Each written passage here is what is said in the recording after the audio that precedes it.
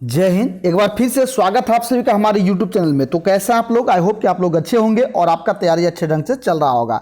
तो फ्रेंड्स, आज के क्लास में हम लोग जो है एसएससी एमटीएस के लिए संभावित प्रश्न को जो है कवर करने वाले हैं और जिनका भी एग्जाम 16 यानी कि आज है 17 और 18 अक्टूबर को है। तो इसके लिए बेहतरीन जो है ये सेशन होगा और टोटल जो है आपको टॉप 25 क्वेश्चन को इसमें जो है सेशन में कवर करने वाला है। और जैसा कि आपका जो है एसएससी एमटीएस का जो पिछला एग्जाम हुआ है, इसमें से क्वेश्चन को देखेंगे कि क्वेश्चन का लेवल जो है अच्छा खासा रह रहा है, ठीक है। इसलिए एक एक क्वेश्चन आपके लिए इंपॉर्टेंट है। और साथ ही साथ जो छात्र न्यू है यानी कि इस चैनल को पहली बार विजिट कर रहे हैं, सबसे पहले आप लोग जो है चैनल को सब्सक्राइब करके जुड़ जाएंगे, बेल आइकन को प्रेस कर देंगे ताकि जब भी क्लास आपका लाइव हो और जब भी क्लास अपलोड हो उसका नोटिफिकेशन आपको सबसे पहले जाए और आप ज्यादा से ज्यादा क्वेश्चन को अटेंड कर सकते हैं। चलिए आज के क्लास को हम लोग जो कंटिन्यू करते हैं और महत्वपूर्ण नोट्स को हम लोग जो है देख लेते हैं, ठीक है। देखिए आज का पहला क्वेश्चन है आपका जो है, और इसी तरह आपका जो है क्वेश्चन जो है ये पूछा जा रहा है। पहला क्वेश्चन आपका जो है पूछा जा रहा है कि निम्नलिखित में से कौन सा भारत का पड़ोसी देश है, ठीक है।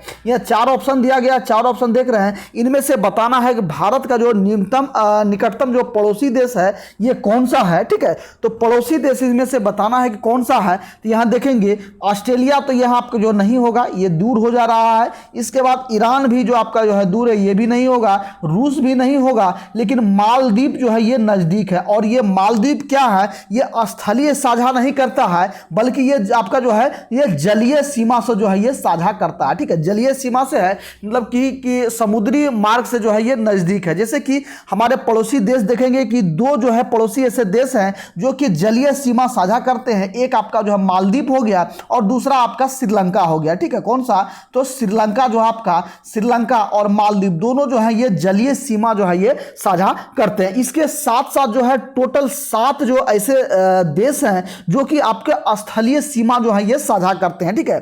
7 स्थलीय सीमा और 2 आपके जो है जलीय सीमा जो है ये साझा करते हैं हमारे देश से। तो टोटल जो है 9 कुल देश हैं जो कि हमारे पड़ोसी देश इसको जो है माना जाता है, ठीक है। इनमें स्थलीय सीमा साझा करने में जो है आपका जो है कौन कौन सा हो जाएगा, तो पहला आपका जो है अफगानिस्तान हो जाएगा, दूसरा पाकिस्तान हो जाएगा, इसके बाद जो है बांग्लादेश हो जाएगा, इसके बाद भूटान हो जाएगा, इसके बाद चीन हो जाएगा, इसके बाद म्यांमार हो जाएगा, इसके बाद जो आपका नेपाल हो जाएगा, ठीक है। ये सभी 7 देश जो हैं ये सभी जो स्थलीय सीमा से जो है यानी कि स्थल से जो है ये लगे हुए हैं, ठीक है। तो यहां तक आपको फैक्ट जो है ये क्लियर हो गया और सारे फैक्ट को आपको जो है बताते चलेंगे ताकि जो है यही सारा क्वेश्चन आपको जो है एक भी क्वेश्चन में डाउट ना रहे और सारा क्वेश्चन आपको यही याद होता चला जाए, ठीक है। तो जो लोग अभी तक चैनल को सब्सक्राइब नहीं किया है, सबसे पहले आप लोग जो है चैनल को सब्सक्राइब करके जुड़ जाएंगे। चलिए नेक्स्ट दूसरा नंबर सवाल देखेंगे। पूछा जा रहा है कि निम्नलिखित में से कौन सी पुस्तक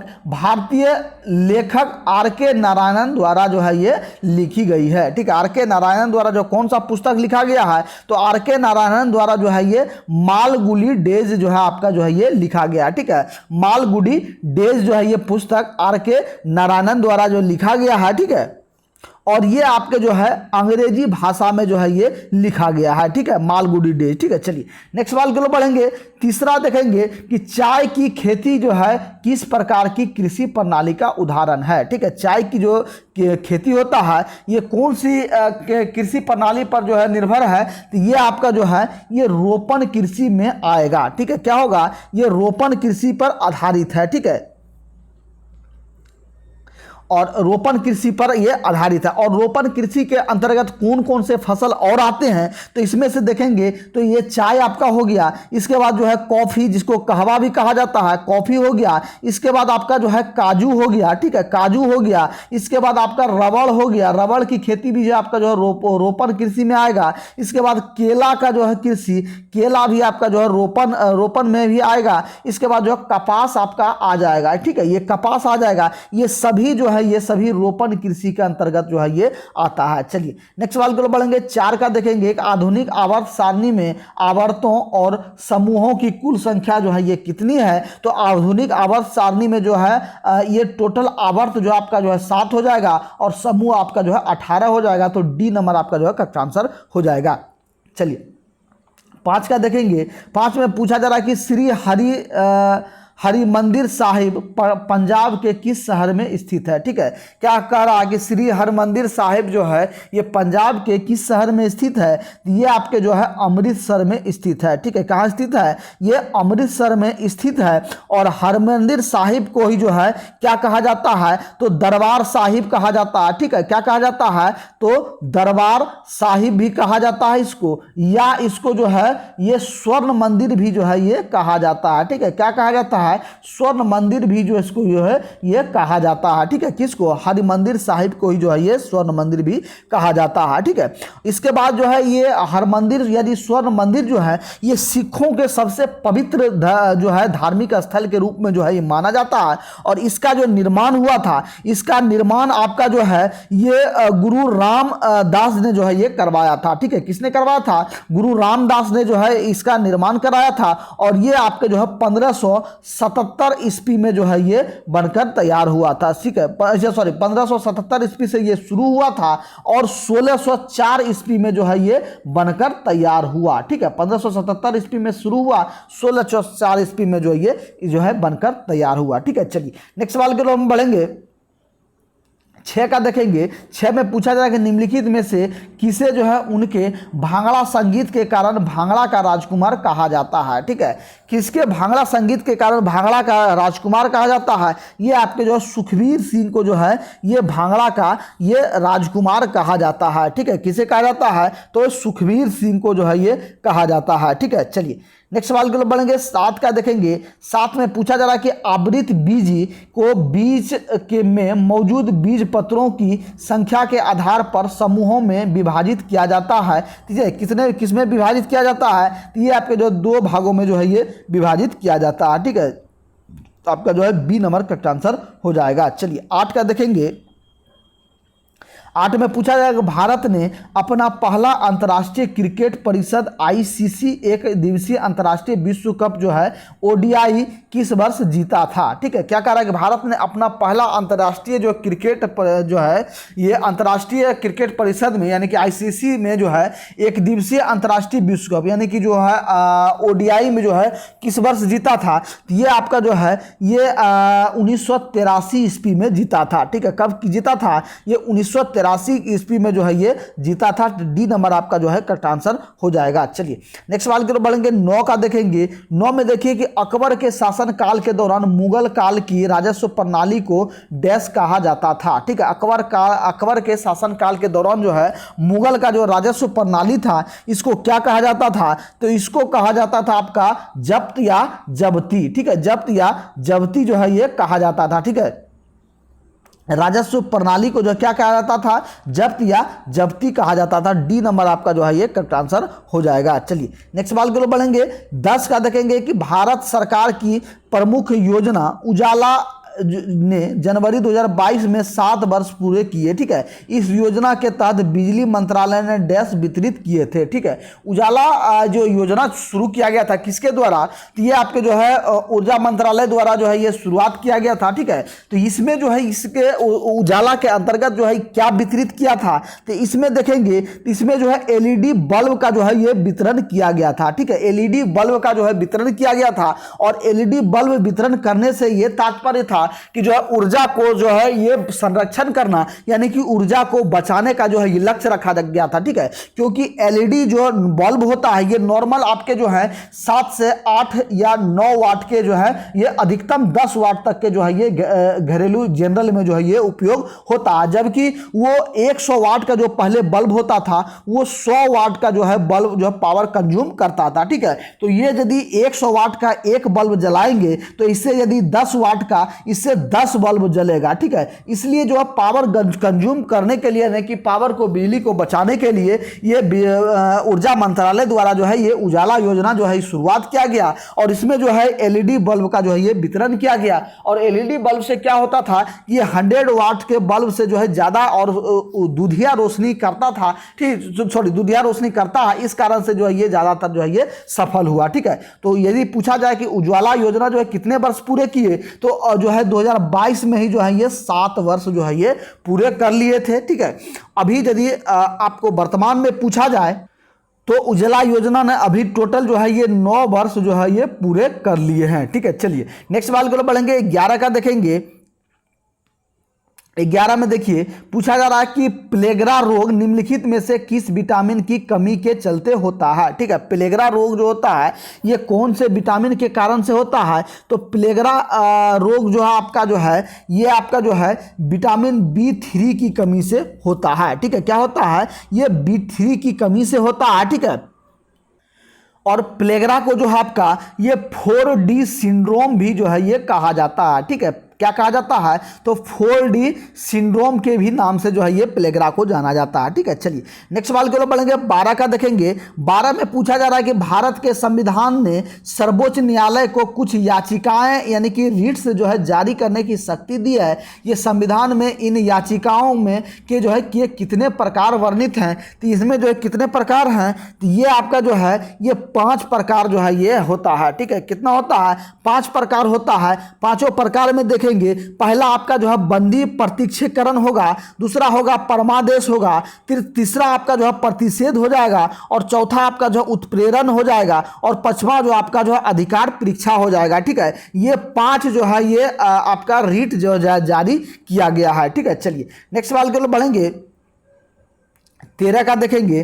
13 में देखिए पूछा जा रहा है कि निम्नलिखित में से किस ब्रिटिश वायसराय ने 1905 ईस्वी में बंगाल का विभाजन जो है ये किया था। ठीक है, 1905 ईस्वी में बंगाल का विभाजन जो है ये किसने किया था? तो ये बंगाल का विभाजन आपका जो है ये लॉर्ड कर्जन द्वारा जो है ये किया गया था। ठीक है, किसके द्वारा? लॉर्ड कर्जन का जो है ये कर्जन द्वारा जो है ये किया गया था। ठीक है, और बंगाल विभाजन आपका कब हुआ था? तो ये आपका जो है 1905 ईस्वी में जो है ये बंगाल का विभाजन।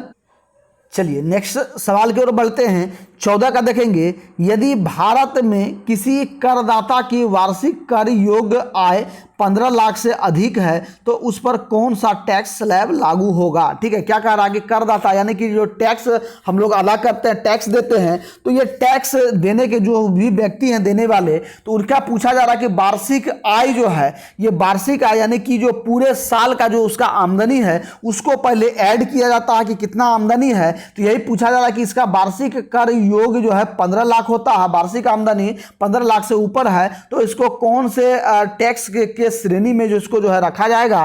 तो इसको देखेंगे, इसको जो है 30% जो है टैक्स इसको जो है ये देना होगा। ठीक है, कितना देना होगा? तो ये 30% इसको जो है ये टैक्स सरकार को देना होगा। चलिए नेक्स्ट सवाल की ओर बढ़ेंगे। 15 का देखेंगे। 15 में है कि दक्कन महोत्सव 5 दिनों तक आयोजित किया जाने वाला एक महोत्सव है जो दक्कन की संस्कृति को प्रतिबिंबित करता है। यह महोत्सव इनमें से किस राज्य से संबंधित है? ठीक है, तो दक्कन महोत्सव जो है ये किस राज्य से संबंधित है? ये आपके जो है आंध्र प्रदेश से संबंधित है। ठीक है, कहां से संबंधित है? तो आंध्र प्रदेश से जो है ये दक्कन महोत्सव संबंधित।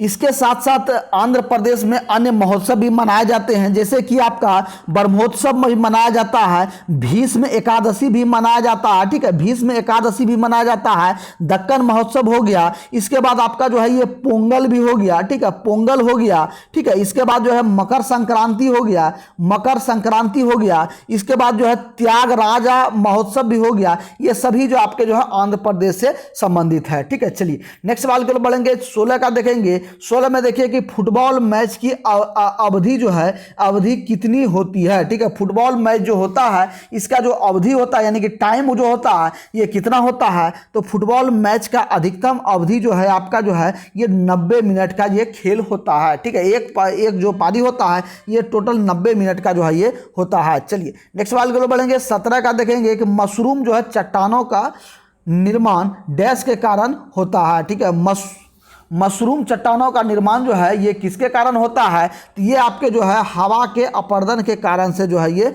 होता है। ठीक है, चलिए नेक्स्ट 18 नंबर का देखेंगे।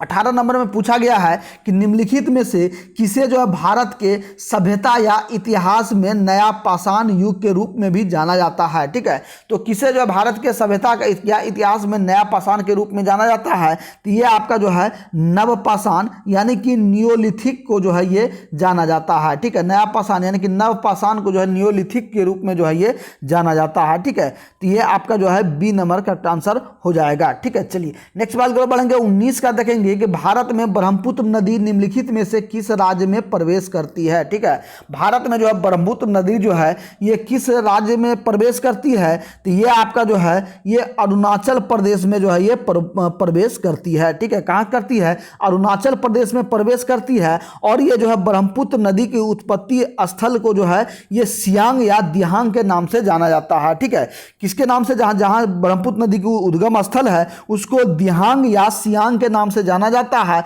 और जो है इसका उद्गम जो है ये मानसरोवर झील के पास कैलाश पर्वत के चेमियांगडुंग ग्लेशियर से होता है। और यह अरुणाचल प्रदेश के, ठीक है, अरुणाचल प्रदेश के सादिया शहर के पश्चिम में भारत में प्रवेश करती है। और इसकी सहायक नदियां जो है ये आपका दिबांग है, दिबांग, लोहित, लोहित, सियांग, बूढ़ी दिहांग और तिस्ता और धनसिरी, ये सभी जो है क्या है, इसकी सहायक नदियां हैं। ठीक है, यदि पूछा जाए आपसे कि जो है ब्रह्मपुत्र नदी की सहायक नदियां जो है कौन कौन सा है, तो आपको ध्यान देना है। ठीक है, तो इसकी सहायक नदियां कौन सा होगा, तो ये आपका जो है दिबांग हो जाएगा, इसके बाद लोहित हो जाएगा, इसके बाद सियांग हो जाएगा, इसके बाद बूढ़ी दिहांग हो जाएगा, इसके बाद तिस्ता हो जाएगा, इसके बाद धनसिरी हो जाएगा। ये सभी जो है क्या है, ब्रह्मपुत्र नदी की जो है ये सहायक नदियां हैं। ठीक है, चलिए यहाँ तक तो आप लोगों को क्लियर है। एक एक जो है फैक्ट को आपको बताते चलते हैं ताकि आपको जो कोई परेशानी ना हो। और यदि आपने अभी तक भी चैनल को सब्सक्राइब नहीं किया है, सबसे पहले आप लोग जो चैनल को सब्सक्राइब करके